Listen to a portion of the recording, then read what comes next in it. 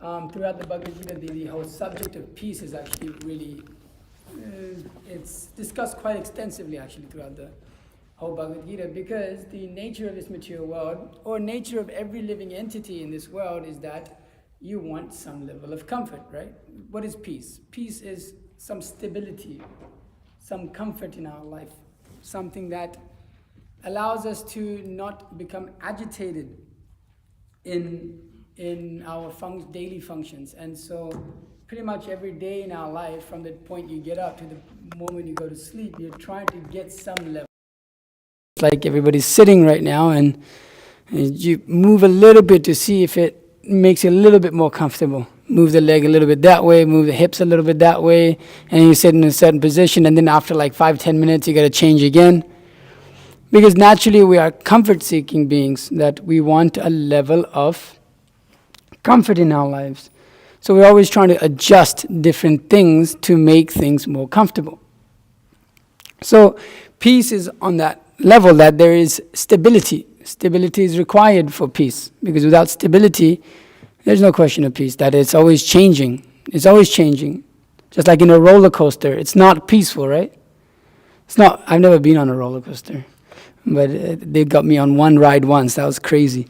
But it's not very peaceful, because actually it makes you feel like, okay, big roller coaster takes you right to the top. Okay, everything is good for a second. And then again, right? Again, it takes you on a ride. It's not very peaceful. I guess the idea is to get scared, right? And get on that thing, to be scared. So that you can feel that little bit of peace in your life when it stops for a second. So that's kind of what we want ultimately. We want peace, but the nature of this world is that it's constantly taking us on a ride. But we want to come to that equilibrium.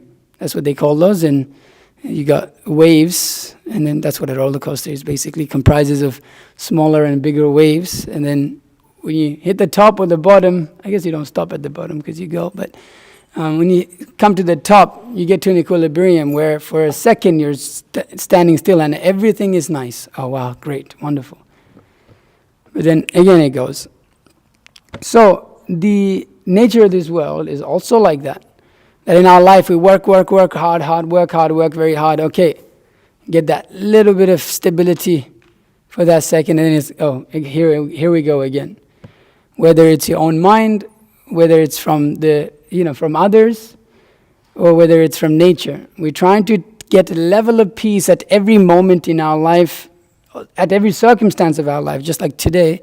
Is it cold outside? I don't know. It's probably pretty cold. It's not that cold. It's not. Maybe for some for me it's really cold wherever I go. But for some it's very cold. Or for example, let's say it was a nice sunny day. It's December. It's the end of December, and all of a sudden it may be 75 degrees outside. You'll see everybody out at the park, right? Everybody will all of a sudden come out at the park because to seek that comfort. But people may come out. The weather may be very good, but your mind may be very troubled. You go out there and the weather is perfectly nice. It's the middle of December. Everybody should be happy. But then, your girlfriend just dumped you. Like, oh, life's pretty, everything is sunny, but to you, everything is pretty dark. So, or when one may be, I guess that's two levels of pain there, one from another and then within our own mind. Or it may be that our life is very good. Okay, we have a nice family, nice friends, and okay, today we're going to plan a day out, it looks sunny, and we go out and it's Christmas Day, and then it's raining and everything is completely terrible. So whether we'll notice in our life, sometimes we try to make adjustments to try to get a level of stability in our life, but it's always something is going wrong. Something is just not enough in our life. Something, I always wish that there was a little bit of this, just like sometimes we make really good dishes here, and it's like, you make something really nice, and when you're eating it, like, man, I would really wish I had like peanut butter right now. That would make it like to the next level. Or like if I really wish I had that like hot sauce right now, that would take this whole dish to a new level. And then when you have that, then it's like, oh dude, I really wish I had this right now.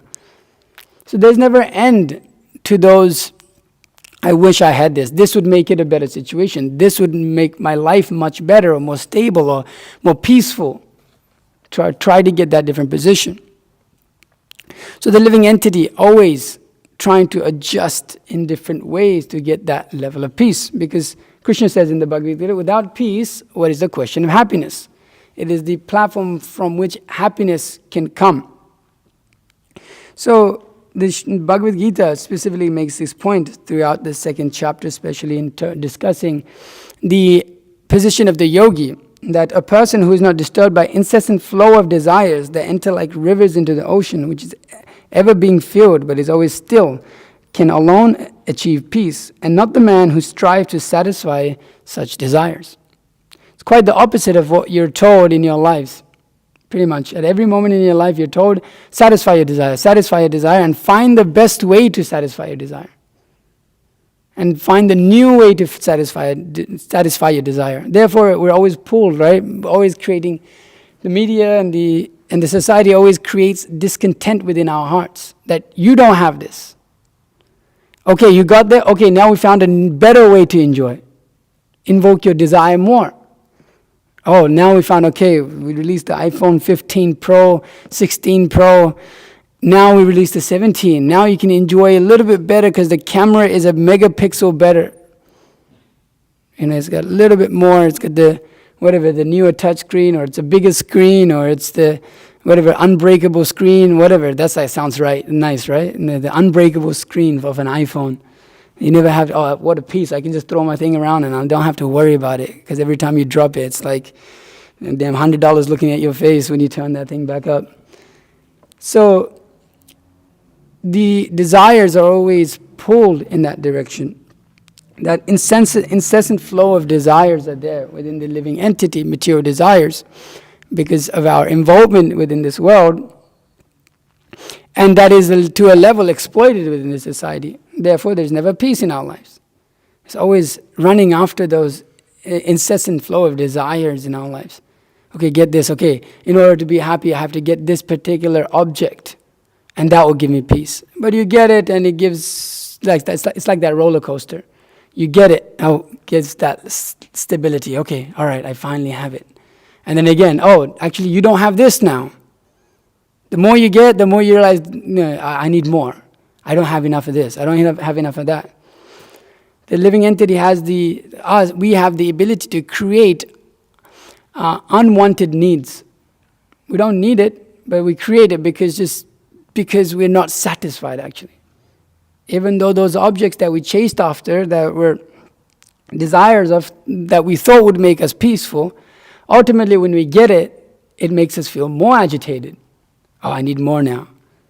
Why? What burns? The greed within the heart. Lust and greed, Krishna says, these two things. So, even though sometimes we may get a level of peace in this world, that is there, just like probably the most peaceful thing is when you just go to sleep, right? You just forget about everything. You wake up from a very, very deep sleep. You're like, wow, okay, that was probably the best thing that I could have done with my life today. And just take a big nap. Anyways. So that's a level of peaceful state. But it's not a desired state of peace. Because you're asleep. You can't function. You're just out. You don't know anything. You don't remember anything. It's like, actually, if you analyze it like that, and some of the brothers I know down this, there's under the bridge, homeless brothers that live down there, they look pretty peaceful to me. God, they ain't got a worry in the world. Somebody brings them food. They got shelter. It's a little cold here and there in the winter, but in the summer, they got a phone charger and a phone and 2 phones sometimes. I'm like, what's going on out here? Seems pretty peaceful. Because they ain't got to worry about nothing. But are they happy? Not particularly. Always, again, chased by this incessant flow of desires. So no matter where we are, no matter who we are, whether you have a lot of money, you have no money, or you just work a usual job, the nature of this world is that it is based on unstable. It's how would I say this? Instability. Is that right? Instability. That it is based on that. The whole platform is on that. And until we kind of make that a point in our life, as depressing as it sounds, we can't actually come to the platform. It's a struggle to come to the platform of real peace, because we haven't accepted reality. We think that we're going to get peace within this world, Actually, there's a nice class by my spiritual master called "The Desire for Peace is Contamination." The desire for peace within this world is actually foolish, because it's not there. It just doesn't exist. It's not the nature of this world for it to be stable, for it to be peaceful. If you haven't noticed in your life, every day everything is changing so much. Social media is changing so much. People are changing so much. The idea of happiness is changing so much. Everything is changing. So how can we expect some stability in a platform of just change? Therefore, Krishna says in the Bhagavad Gita that this place of this material world is dukhalam ashashvatam. It's temporary and miserable. Actually, it's the real platform. Now we can sugarcoat it as much as we like, but if for a realist, for a person who actually wants to see real vision, with real vision, he tries to see things as they are. What is the nature of this world? That actually people are just trying to escape. It's not even peace, it's just escape. Therefore you go to the vacation. Why? Because you want to run away from your job. Why else? Right? That's what you want. It's the truth. It's like we go to a vacation, not because it's like, wow. Yeah, you might like it, but you like it mainly because you ain't got to think about your job. You like sleep because you don't have to worry about so much. We like to get high and get drunk because we forget all of our problems in life. So people are running away mainly from ourselves, our problems, our issues in our life. So there's no question of peace within this platform of material existence, because it's always trying to invoke this material desire, that material desire. It is always there. And it's frustrating to the living entity because we want that. We want that so badly. That peace, that happiness, we want it so badly. But because we were looking in the wrong place, it simply dries us up. We just can't get it. We chase, we get a moment of it, and then it's gone, fleeting. Therefore, Krishna says, ashashvatam, it's very temporary. Even if you get it in this world, it's very temporary. And then again, lust and anger and greed, lust and greed take over, and then you're chasing again. Always feel like you're chasing something. Where is it?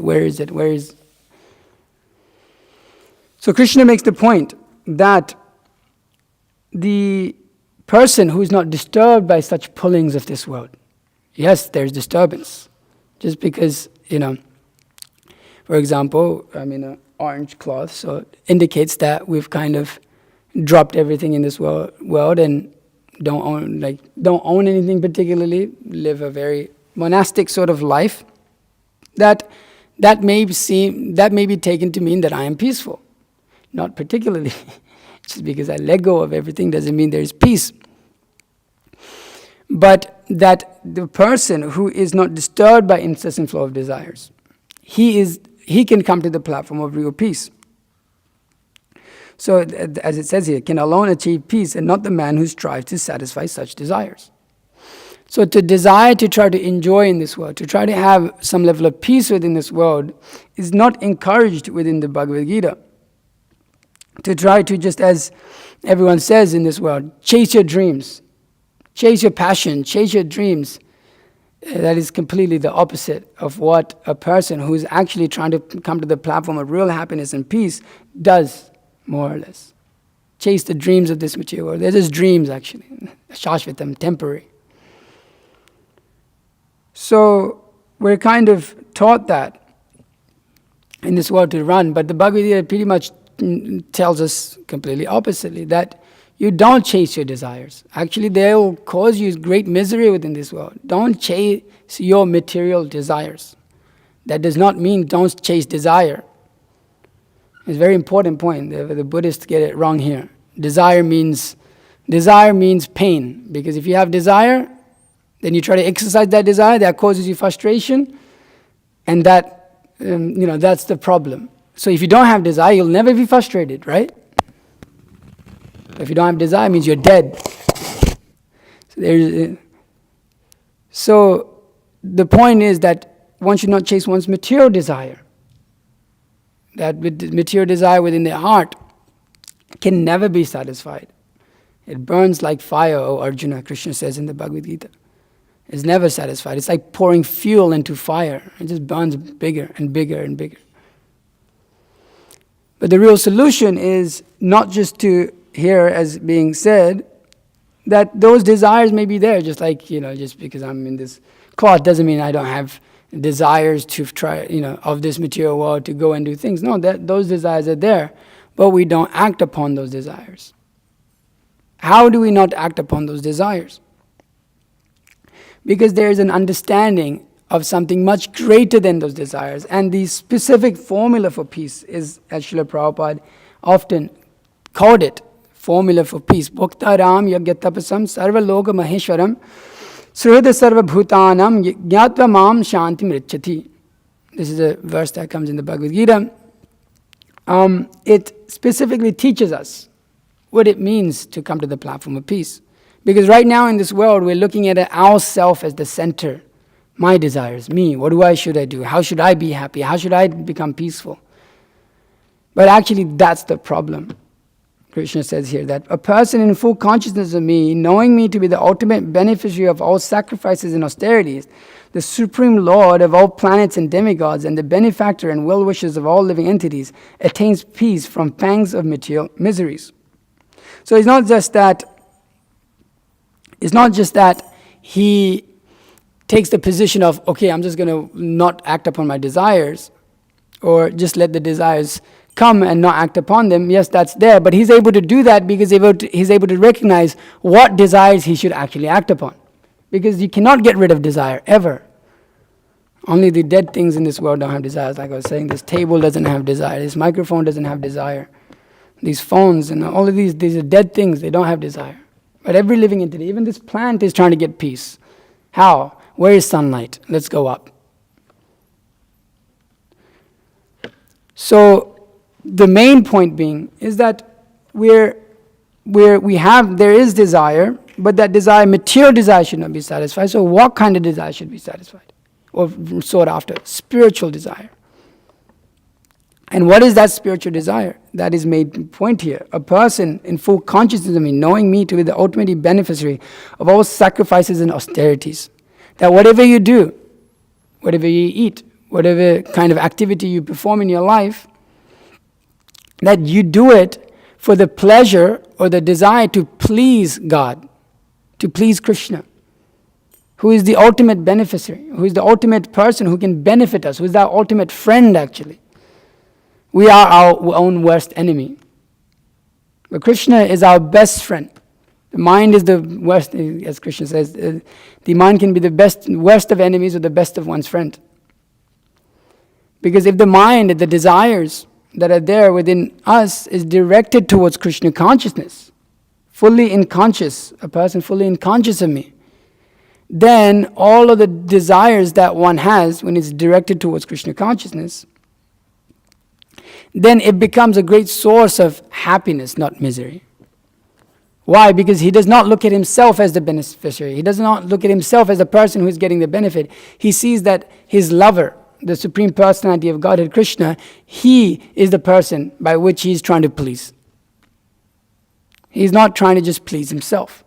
Actually, you'll notice in this world, even the temporary, although it's the temporary nature and doesn't give us full satisfaction, even just the idea of service to others gives us much more satisfaction than trying to just serve ourselves. Selfish people are not very much liked in this world. Because it's not, and we can see in our own life, when we try to do that, it doesn't bring us happiness. But the ultimate beneficiary, the ultimate person to actually serve is God. And by understanding that every part of our life is actually meant to be centered around that, being fully conscious of me, as Krishna says, then in any moment of your life, at all points, you can be completely peaceful amongst the worst of all situations. Just like Arjuna on the battlefield here, it's a fratricidal war, having to fight his own brothers and cousins. He's pretty disturbed. He's not peaceful at all. A warrior on a battlefield cannot be very peaceful, you could say. How can you fight with, oh yeah, everybody, it's all love. How can you fight? You got to kill. You got to slaughter people on the battlefield. You got to cut people's heads off. You can't be like, oh yes, it's all love. We're all love. Come on, guys. No, there's a fight going on. But Krishna is telling Arjuna, you be of steady mind, O Arjuna. How? Armed with the sword of knowledge. In connection, in yoga, this sword of yoga, you fight. Because externally, these things are going on, but internally there's complete stability. Why? Because one understands one real position is not of this material world. One is not disturbed by the gains or losses of this material world. He does not care. Winters and summers, happiness or distress. Why? Because it's not me. Just like somebody crashes a car out there, it's not me, boss. It's all good. It's not my car out there. Right? It doesn't matter to you. You don't think about it at all. If we heard a car crash or a gunshot even, okay, no problem, go on in life. No problem. Why? Because it's got nothing to do with me. It's not mine. So when we detach ourselves, but not just detachment, when we attach ourselves to the higher purpose of life, of Krishna consciousness, there's real peace in all circumstances, anything. Why? Because you realize you, as Krishna says in the Bhagavad Gita, the soul cannot be touched by this material energy. Neither can it be killed by fire, water, or weapon, nothing. Nobody can disturb you actually. It's just the misidentification with this world is what's disturbing to us. But when we understand our real identity, when we understand the real true identity of the living entity, the soul that is there within, that is there, as to be the primary servant of God, then we are completely at peace. Nobody can take that away from you. No one. Not a job, not your boss, not this, not that, not your friend, not your ex-girlfriend, whatever. You have nothing to lose. Everything to gain on that path.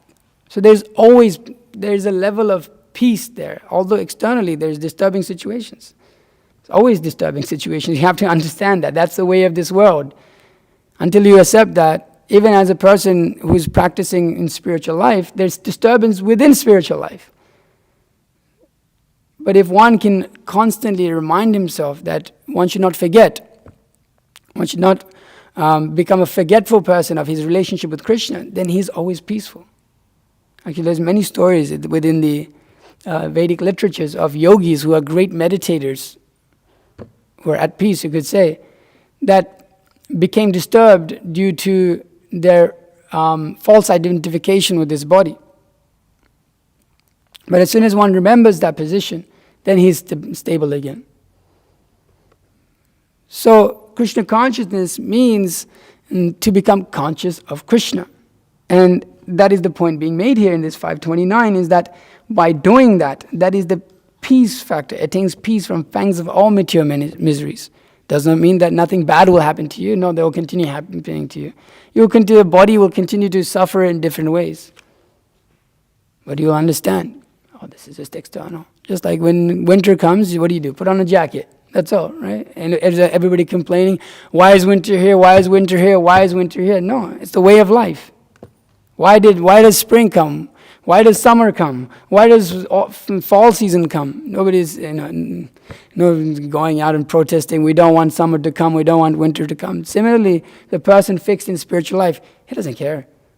Summer, winter, that's just the way of life. Where there's happiness and distress, let it come, as Prahlad Maharaj says. Actually, these are already destined to you.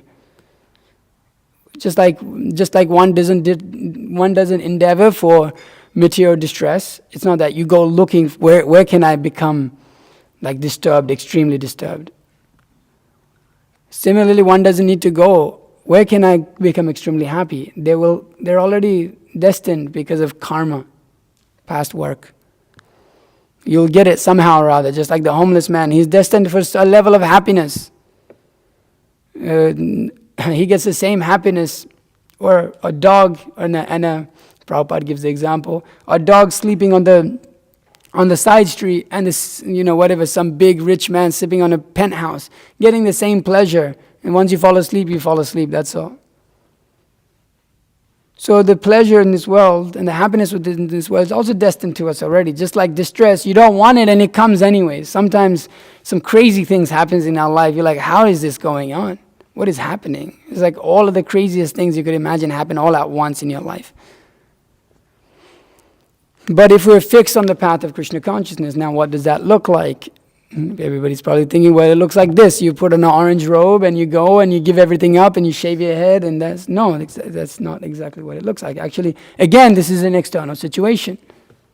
Just because you're in a situation in life like that, it doesn't particularly mean you're Krishna conscious, because it is a level of bodily designation. Now there's more chance in the sense that you have less distractions in life. But Krishna specifically makes the point, it's actually very simple. It's not very complicated. You don't have to be some yogi in a forest or some mountain to have that position. Krishna says, Patram pushpam phalam toyam yome bhaktya parishyati. That one simply offers his food, water, flower, whatever he does in his life to me, that's all. That you offer with what? With love to Krishna. That's all. It doesn't take very much. Everybody has some flowers, some leaf, some water. You can offer to Krishna. Very simple. And one becomes conscious of Krishna more and more. How? By chanting Hare Krishna, Krishna Krishna, Hare Hare, Hare Rama, Rama Rama, Hare Hare. And then avoiding those activities which are unfavorable in our lives to Krishna consciousness. Specifically of meat eating, that which contaminates the consciousness, illicit sex, that which contaminates the consciousness from our real consciousness, gambling, and intoxication. So these things, they contaminate us and take us further away from our true consciousness, which is Krishna consciousness. So avoiding these things and taking up the positive practice of chanting, of eating that which is offered to Krishna. We may have jobs and work our lives, and once Srila Prabhupada was asked, how is it that you're saying fully Krishna conscious? How do we do that? And news reporter was asking something like that. And Prabhupada said, just like you're working, but constantly you're always adjusting your hair, because she's a news reporter, every other second they have a mirror, and she's always very conscious of her hair. Although you're going on working, you're very conscious of what your hair looks like. Similarly, we're going on working, but we're very conscious of Krishna in our lives. So whatever activity that we're doing, we're always trying to remember Krishna and how to serve Krishna. Just like one may work a job, but one may think about, how I may finish whatever, I may get paid from that work, and I may use that money to buy nice flowers for Krishna and offer it to Krishna like this. That's a very good meditation. I may buy the books that are speaking about Krishna and read about Krishna. I may buy paintings of Krishna and put it in my house to remind myself of Krishna. I may give to the cause that which propagates Krishna consciousness, to help others become Krishna conscious. So by making his life centered around it's the same activity, just like we're singing and we're playing instruments and we're doing music, and just like we're reading books and we're cleaning and we're cooking and we're eating and doing all of these things. But it's just one difference, is the materialistic mindset is that it's centered around me and how I can enjoy. But the other is centered around how Krishna can enjoy. And that's the only shift it takes to find this peace and this happiness and what you want in your life. This is what you're after. But if you analyze, everything you've done so far hasn't brought you to that. But it's a simple fix. But it can be hard because we're so conditioned to always think about me. What about me? What about me? But when you just shift that consciousness to Krishna, what about Krishna? Okay, how is Krishna like this? Then our whole life changes. Then you can become the greatest of all yogis. Krishna says, Yogi nam api sarvesham. Just by doing that, madgatena antar atmanaha, one who just constantly thinks about me, he is the topmost of all yogis. You surpass all of the process of yama, niyama, ashtanga, jnana, all of these things straight to the top. Just by that. Easy process. Simple. Simple for the simple. Difficult for the difficult. Everybody can do it. It's a spiritual process. Anyone can do it. A child, old man, no restriction. So this process of Krishna consciousness brings us to that level of peace. Shrihadam sarva bhutanam. Gyatva mam shantim richati. This shanti, we always want that. But that's available. in his Krishna consciousness, in his loving relationship with the God, that which is completely detached from anything material. So one should endeavor to try to center his life around spiritual life, around Krishna consciousness. By making that the prime object of our life, you will see everything change. And you won't give a fig what happens, whether your body gets old, whether so many things happen in your life, it doesn't matter. Because the internal happiness and the peace that is there is ever increasing. You never lose. You see people around you losing. As you get older, you just see, it's like, oh my God, your friends, your family, and everything starts kind of like falling apart in people's lives. But one can become situated completely in real happiness, real bliss, real peace. So the nature in this world of peace is that there is no question of it, although it is pretty much tried to, they try to show us in every single object of this world, okay, this iPhone will give you peace, this Coca-Cola will give you peace, this other thing will give you peace, these clothes will give you peace, this will give you peace. It's all false advertisement. But Krishna consciousness is the true method by which one can attain that peace. So it starts by chanting this mantra. It is not, as Srila Prabhupada said, an artificial imposition upon the mind. It is the true relationship of the living entity with God. It develops that. It's not just a meditation, actually. This word meditation, again, it's centered around me and how I can become peaceful. This is actually a prayer. It's a deep prayer to God to engage in that loving reciprocation with Him and to service towards God. It's a deep prayer by which we get rid of all of these different misidentifications of this world that cause us so much misery, so much pain. Anandam buddhivardhanam. This is the ocean of all happiness. It's the ocean of transcendental knowledge. So when one takes this process up, it's very enlivening. It takes some time. In the beginning, of course, everything is a little difficult because you're making quite a big shift in your life, going with the whole society in the river of material desire to shifting completely the other way.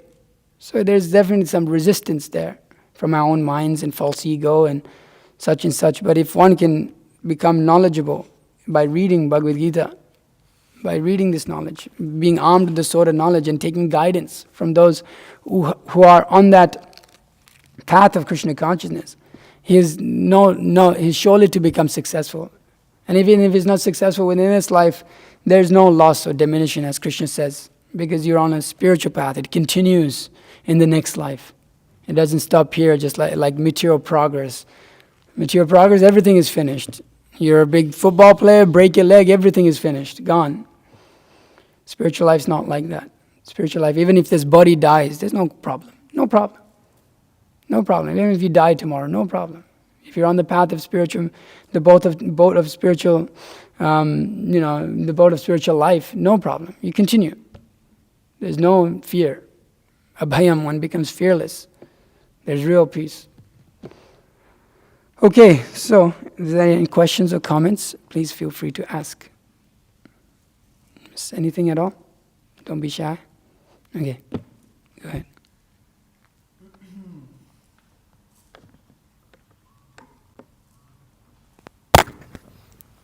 Been listening to His Holiness Bhakti Vikas Maharaj's lectures that he gives in the late 90s, and he often talks about John Lennon, and his whole thing was give peace a chance, make love not war.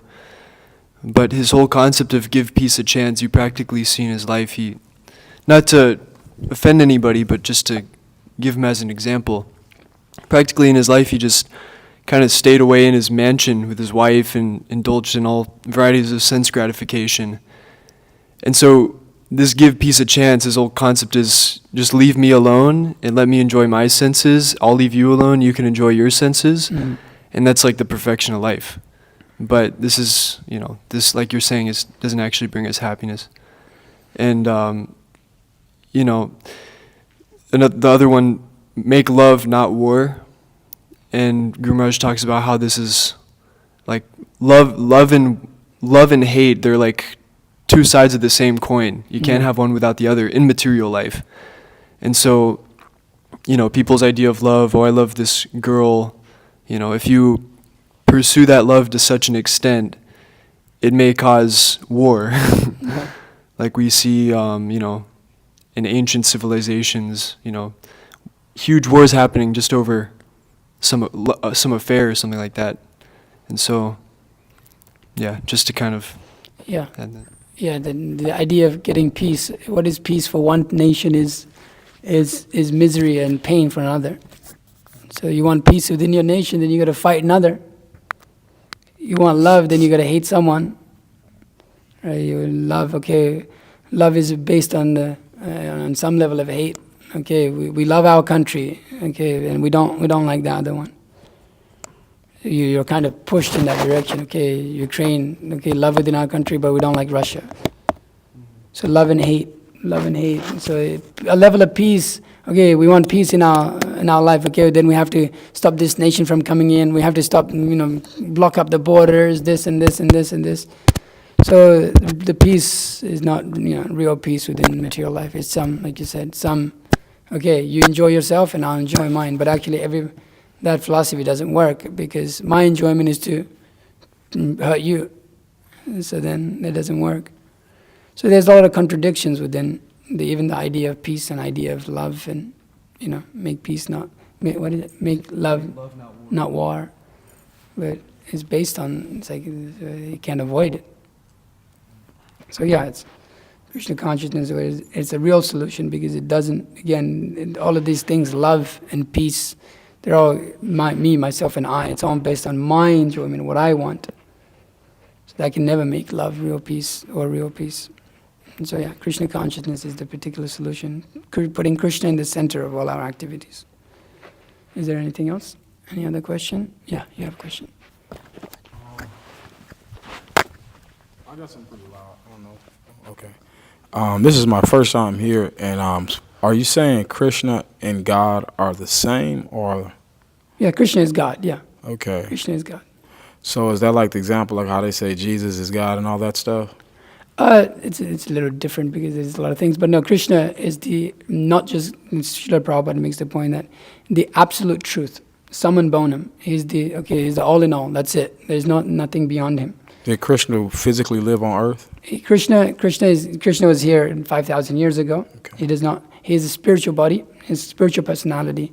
So there's a lot of detailed understandings we have to have in spiritual life. Spiritual life begins with understanding what is matter, what is spirit, and who is the controller of both. So Krishna, God, is never material. God is never material. The idea that God comes in the flesh, God never has this flesh like us. It's seemingly, where man is made in the image of God, but the natures are completely different. This flesh degrades and dies and becomes old. God doesn't undergo that process. It's completely different, opposite of what material is. So Krishna was here present, but he's not off the material world. He was in the material world, showing activities, teaching Bhagavad Gita in order to benefit the living entities. But Krishna is never under any sort of material circumstance, or he's never, he's not a flesh or bones and things like that. So he's a completely spiritual person, spiritual body, yeah? Doesn't die, doesn't age, yeah? So I guess the 5,000 years ago, Krishna came in the form of a being? It's his eternal form. Okay. It's his eternal form. That's just how he is all, forever. Okay. It's not that he takes a form and then takes another form. He has many forms, gotcha, in the sense that he expands himself. Now that's a whole topic, but it's not that he takes a form. He's eternally that form. Eternal, right? It's a very important point, that God is eternal. So even his form is eternal. Yeah. So it's not that he takes that form. That is his eternal form. Yeah. Now he exhibits different forms in order to facilitate a level of enjoyment, because God enjoys how he wants to enjoy. So you'll see these different paintings in See, Krishna is a younger boy, and then Krishna, instructing Bhagavad Gita, is more you could say looks older, but these are just to facilitate his different enjoyments that he wants. Just like we want different enjoyments within this world, being young or a little bit older, and so Krishna does all those things, but incomplete. But it's not that it's not the same as the material body. Yeah. There's a lot of more basis of understanding. That's why within the Christian tradition, because the basis of spirit and matter is not defined very clearly, then even God and man, how to distinguish who's what, how to understand is not very clear. So one of the most important things to understand in spiritual life is first this: what is matter, what is spirit? What is the nature of both? And then you can begin to start to understand a little bit higher. If you have a false idea of spiritual life on that basis, then things don't make sense. So it's important to just have that basis, and then we can see, okay, even us, how we are spiritual beyond this material body, but how we are contaminated, but how God is not like that. We can start to understand properly. Yeah. Well, so then does the name matter if I abide by the teachings of Krishna? Does the name matter? Does the name matter if I'm abiding by the teachings of Krishna? Not particularly. You could say, you're saying like, okay, if I call myself Christian, but I abide by the teachings of Krishna consciousness, it means you're Krishna conscious, because the teachings and they're not separate from Krishna. Krishna is giving that teaching, so your life will become perfected. You can say, okay, if I don't abide by saying, okay, I'm not Krishna, I'm not under the sect of Krishna consciousness, but I abide by the teachings, it means your Krishna consciousness. You might not want to say, okay, this, I'm like this. So as long as one abides by the teachings, that's the main thing, right? We're not a sectarian religion. Okay, this is what you have to be under. The main point is Krishna is giving these instructions in order to apply it in our lives. It's not for a Hindu or a Christian or a Muslim, it's for the eternal soul. That's the point that's being made. It's Sanatan Dharma. This is not a sectarian thing. You're born in a Christian family, therefore I'm Christian. I'm born in a Hindu family, therefore I'm Hindu. All of these things. It's actually for the soul. Therefore, it's a science of the soul. So it's not the same as saying like, okay, I'm under this religion. This is the science of Krishna consciousness. Krishna just means all attractive. God is all attractive. That's what I was going to say. So what is that? What does Krishna mean? That's the all attractive. Okay. One who attracts everyone. So it's more of a description, less of a name. So the name has that's the understanding of the name. Okay. But the name itself is fully spiritual. That's why we chant it, right? Krishna's name, Krishna and his name, they're absolute. They're perfectly spiritual. I mean, Krishna is perfect. And Krishna has many names like Govinda and Madhava. And so Krishna has many different varieties of names also, because he has many varieties of ways of enjoyment. So Govinda, he means one who very much loves the cows. He's described by his activities. But they're fully spiritual. Yeah. Okay, is there anything else? I'm not having a question, but I can talk. Yeah, we can talk. Yeah, you can go on forever, right? Okay. Anything else from this side at all? No? Okay, all right. So what we're going to do now, you can hand these beads around. We're going to do a little bit of chanting of the Hare Krishna Mahamantra, so everybody can get practical experience. It's not just talking. And so he's going to... You can hand it to the people that need it, and it's like, there you go. Welcome. Okay, so can you give it to you, don't need it. So I'll show you real quick how to hold the beads. There's that little middle bead with that tuft of hair on it, and then the other side of it with your middle finger. Put the beads in your middle finger. And so the other side of that main bead, we don't chant on that middle bead. And so you put your thumb on top of that first bead. And we chant the whole mantra on that bead. So that whole mantra, Hare Krishna, Krishna Krishna, Hare Hare, Hare Rama, Rama Rama, Hare Hare. And when you finish on that bead, you go to the next one. And then you chant the same mantra again. And then you go all the way around. We're not going to go all the way around right now. We'll probably just do a few minutes.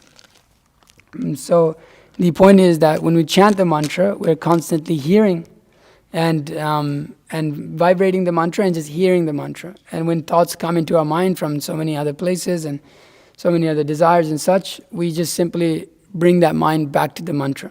Just hear the sound vibration. That's it. Just hear the Krishna, Hare, Krishna, and Rama. These three words, constantly hearing. Krishna means all attractive. Hare is the energy of the Lord. And Rama means a reservoir of pleasure. God is a reservoir of pleasure. And the prayer is that, oh Krishna, oh energy of Krishna, please engage me in your service. And that we're praying to be engaged in a loving reciprocation with God. Yeah? Okay, so we'll do for a couple of minutes. And so we'll do it together in unison. 3, 2, 1.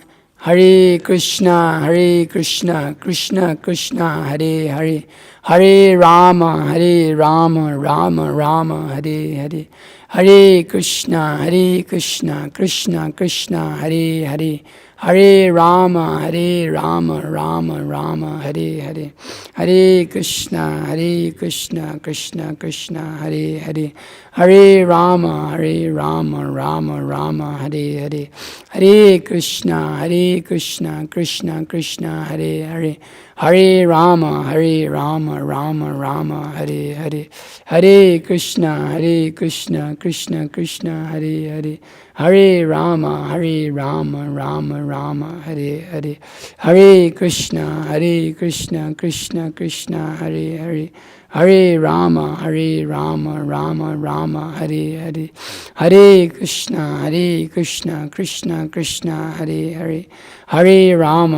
Hare Rama, Rama Hare Hare, Hare Krishna, Krishna Krishna, Hare Hare, Hare Rama, Rama Hare Hare, Hare Krishna, Krishna Krishna, Hare Hare, Hare Rama, Rama Hare Hare, Hare Krishna, Krishna Krishna, Hare Hare, Hare Rama, Rama Hare Hare, Hare Krishna, Krishna Krishna, Hare Hare, Hare Rama,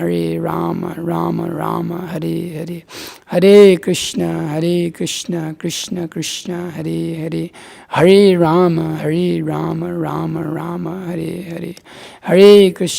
Hare, Hare Krishna, Krishna Krishna, Hare Hare, Hare Rama, Rama Hare Hare, Hare Krishna, Krishna Krishna, Hare Hare, Hare Rama, Rama Hare Hare, Hare Krishna, Krishna Krishna, Hare Hare, Hare Rama, Rama Hare Hare, Hare Krishna, Krishna Krishna, Hare Hare, Hare Rama, Rama Hare Hare, Hare Krishna, Krishna Krishna, Hare Hare, Hare Rama, Rama Hare Hare, Hare Krishna, Krishna Krishna, Hare Hare, Hare Rama, Rama Hare Hare, Hare Krishna, Krishna Krishna, Hare Hare, Hare Rama, Rama Hare Hare. Last one. Hare Krishna, Krishna Krishna, Hare Hare, Hare Rama, Rama Hare Hare. Okay. Thank you very much. For those who don't have the beads, you're welcome to take it home with you. We just ask you if you can give us whatever donation you can from your heart. It just helps us get more and keep distributing to others. It's a very good practice. You can start every day in your lives. It doesn't take much. It's better than being on your phone and wasting so much time. It's better to take up the chanting and reading of the Bhagavad Gita. That's my request to everyone, that whatever New Year's coming, and right, and so it's on Wednesdays, like the 1st, is that right? So you can try to make a resolution to chant every day, 10 minutes at least in the morning. It's very easy. It's very simple. Just start your day with like that and end your day like that also. 10 minutes in the morning, 10 minutes in the evening. And you'll see a huge difference. And then you can increase from there if you find a difference in your life. So we encourage people to come. You can learn more. We're here pretty much every day in the mornings. The teachings are going on like this. There's chanting in the morning, starting at 4:30 in the morning. We have prayers, and then 2-hour session of japa. So you can come and be a part of it. Then there's a lecture like this, and then there's, and there's breakfast also in the morning. So please feel free to come. There's a facility available for you to make full spiritual advancement here.